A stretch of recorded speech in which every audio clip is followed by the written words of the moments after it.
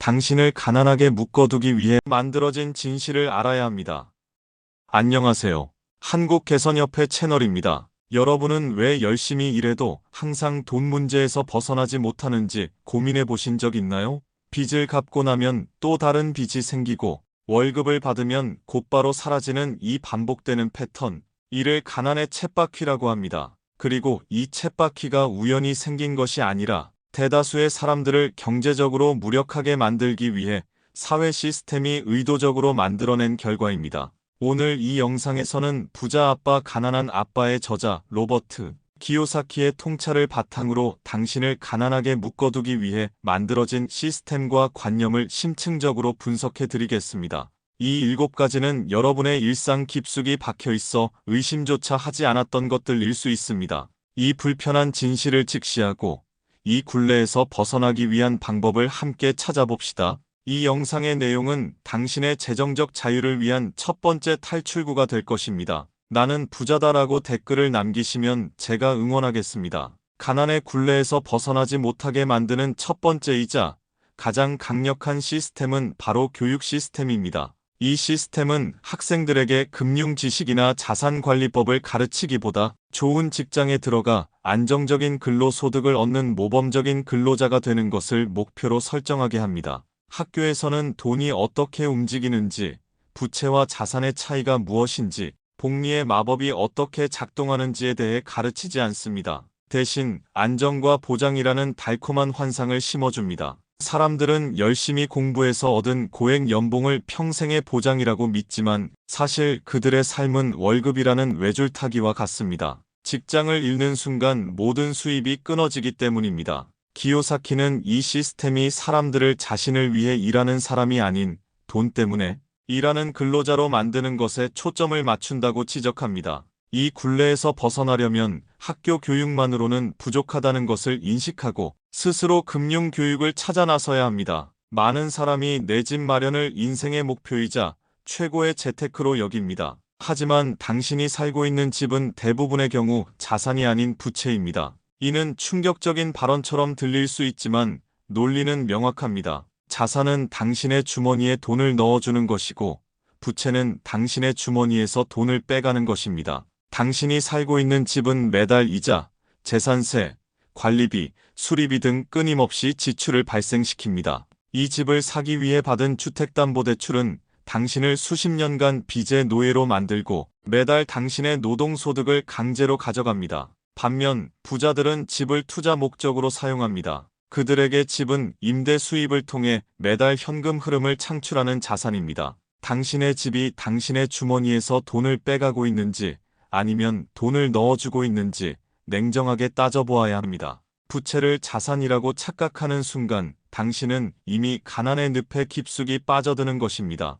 은행 시스템은 당신을 가난하게 묶어두는 강력한 도구 중 하나입니다. 은행은 근로소득이 확실한 사람들에게 주택담보대출, 자동차 대출, 신용대출 등을 적극적으로 권유하며 대출을 이용해야 부자가 될 수 있다는 인식을 심어줍니다. 부자들은 레버리지를 이용해 자산을 늘리지만 가난한 사람들에게 대출은 소비를 위한 부채일 뿐입니다. 은행은 당신이 더 많은 돈을 빌려 비싼 차를 사고 더 큰 집으로 이사하며 더 많이 소비하도록 부추깁니다. 이 과정에서 발생하는 이자는 결국 당신의 노동소득을 은행으로 흘러가게 만듭니다. 키요사키는 은행과 금융 시스템이 대중을 빚의 굴레에 묶어두어 그들의 금융 지식 부족을 이용해 이익을 얻는다고 지적합니다. 이 시스템에서 벗어나려면 대출을 소비가 아닌 자산 증식을 위한 수단으로만 사용해야 합니다. 빚을 갚는 일에 집중할 것이 아니라 빚을 이용해 돈을 벌어들이는 자산을 구축하는 데 집중해야 합니다.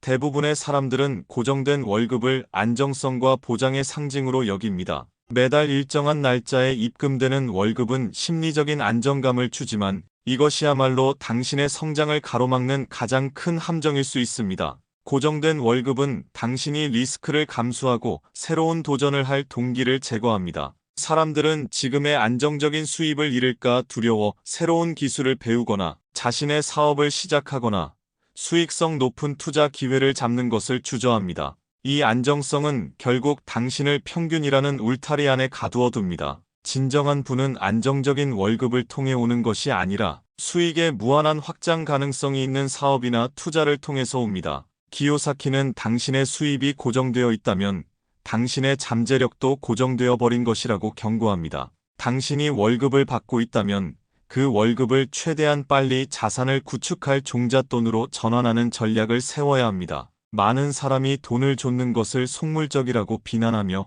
돈보다 행복이 중요해라는 말을 자주 합니다. 물론 행복이 중요하지만 이 마인드셋은 종종 돈을 벌기 위한 노력을 회피하는 자기 합리화로 작용합니다. 돈에 대한 부정적인 감정, 즉 돈은 악이다, 부자는 탐욕스럽다는 뿌리 깊은 인식은 스스로 부자가 될 기회를 차단합니다. 당신이 돈을 멀리하면 돈도 당신을 멀리합니다. 부자들은 돈이 행복을 살 수는 없지만 더 많은 선택권과 자유를 제공한다는 것을 명확히 알고 있습니다. 돈을 경멸하는 마인드셋은 당신이 돈을 벌기 위한 지식 습득이나 리스크 감수를 주저하게 만듭니다. 돈을 좋은 일을 하고 가치를 창출하며 자유를 얻는 도구로 인식해야 합니다. 당신의 돈에 대한 감정을 바꾸지 않는 한 당신의 통장 잔고는 바뀌지 않을 것입니다. 가난한 사람들은 자신이 얼마나 많은 세금을 내고 있는지, 인플레이션이 자신의 자산을 얼마나 갉아먹고 있는지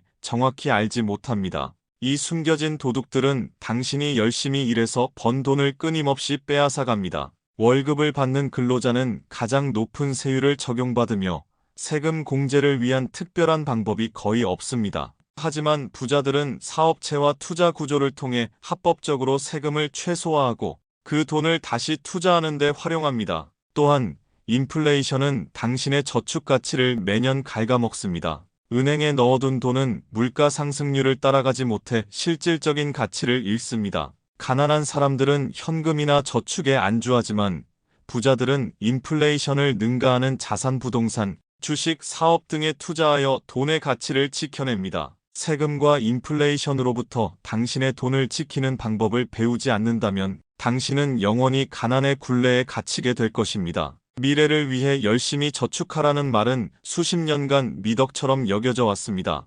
하지만 기요사키는 이 관념이야말로 당신을 가난하게 묶어두는 마지막 징후라고 지적합니다. 저축만으로는 결코 부자가 될 수 없습니다. 현재의 저금리 시대와 높은 인플레이션 환경에서는 돈을 저축하는 행위 자체가 가치 하락을 의미합니다. 부자들은 저축이 아닌 투자를 통해 부를 축적합니다. 그들은 돈을 금고에 넣어두는 것이 아니라 사업이나 자산이라는 일하는 직원으로 만들어 그 돈이 더 많은 돈을 벌어오도록 만듭니다. 저축을 강조하는 관념은 당신이 돈을 위험 없이 지키려는 수동적인 태도를 취하게 만듭니다. 이 태도를 버리고 돈을 위험을 감수하고 성장시키려는 능동적인 투자 마인드를 가져야 합니다. 당신의 돈을 잠자고 있게 하지 말고 깨워서 일하게 만들어야 합니다. 오늘 우리는 당신을 가난하게 묶어두기 위해 만들어진 7가지 시스템과 관념에 대해 알아보았습니다. 교육 시스템, 주택 부채, 은행 시스템, 고정된 월급, 돈에 대한 부정적인 마인드셋, 세금과 인플레이션, 그리고 저축만 강조하는 관념이 바로 그것입니다. 이 굴레에서 벗어나기 위한 첫걸음은 이 진실을 인식하는 것에서 시작됩니다. 이제 당신은 부자가 되기 위해 무엇을 해야 하는지보다 무엇을 하지 말아야 하는지 알게 되었습니다. 당신의 금융 교육을 스스로 책임지고 자산을 늘리는 데 집중하며 돈에 대한 긍정적인 마인드셋을 갖추세요. 이 영상이 당신의 가난의 쳇바퀴를 멈추고 재정적 자유로 나아가는 강력한 동기가 되기를 바랍니다. 이 글을 끝까지 보았다면 어디에서 보고 있는지 위치를 알려주세요. 나는 부자다라고 댓글을 남겨주세요. 다음 영상에서는 더 유익한 내용으로 찾아뵙겠습니다. 감사합니다.